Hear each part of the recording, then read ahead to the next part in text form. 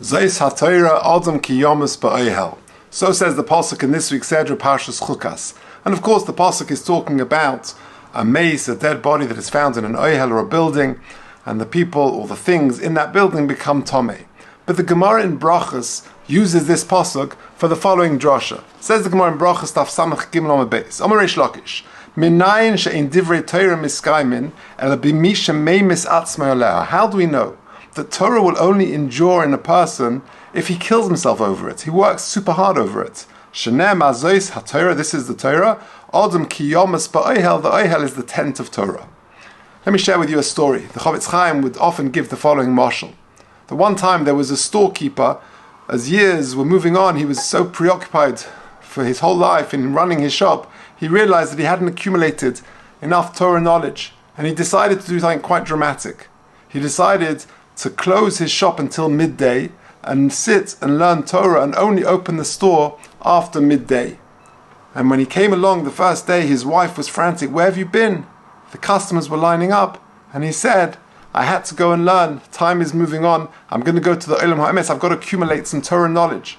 And she said, "What about the customers?" And he said, "Adam ki yomas ba'ohel. Just imagine if I would pass away, what would be with the customers then? Just treat these hours as if I'm dead to the world." It needs that degree of focus and determination. Mordechai Gifter, the great Rosh Hashiva of Telz, one time had to try and make an appointment with a certain businessman. But he was struggling to make the appointment. The businessman was elusive, he was preoccupied with his work, and Gifter went to the man's house. It was a beautiful home, but he was never there.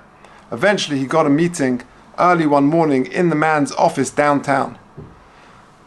Gifter got there, and the man was in the middle of a phone call, a transatlantic phone call. In those days it was hard to arrange. So Gifter was sitting waiting. As he was sitting waiting in the office, he noticed the man had a folding bed in the corner of his office. Eventually the man finished the phone call. He apologized to Rav Gifter for keeping him waiting. Rav Gifter said to him, "I noticed you got a bed in the corner of the office. Why?" So the man said, "Well, you see, I have to sometimes be here very late at night. I've got to sometimes be here very early in the morning. It's not always worth my while going home at night. Sometimes I've got to just sleep here." Rav Gifter said to him in astonishment, "I've been to your house. You've got the most magnificent house. No doubt you've got a very comfortable bed, and yet you sleep in a put-me-up folding bed in the corner of your office?"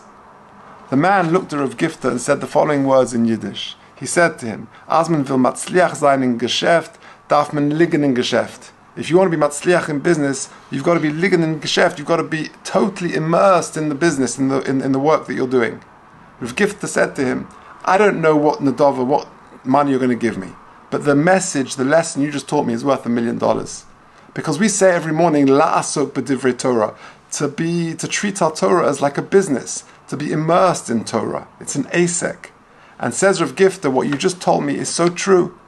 As man will matzliach sein in Geschäft, darf man liegen in Geschäft. If we want to be matzliach in Torah, darf man liegen in Torah. You've got to immerse ourselves in Torah. I heard from many times from Nosson Tzvi Finkel, who had the zuchus of being in the yeshiva in Mir when he was the Rosh Yeshiva, and many times that was his catchphrase. To be ligen in learning, to be fully immersed in learning. And that really is the message of this week's parsha. Zois haTorah Adam ki yomas ba'ohel. To succeed in Torah, as Reish Lakish tells us, we need to immerse ourselves with tenacity and determination to succeed in Torah.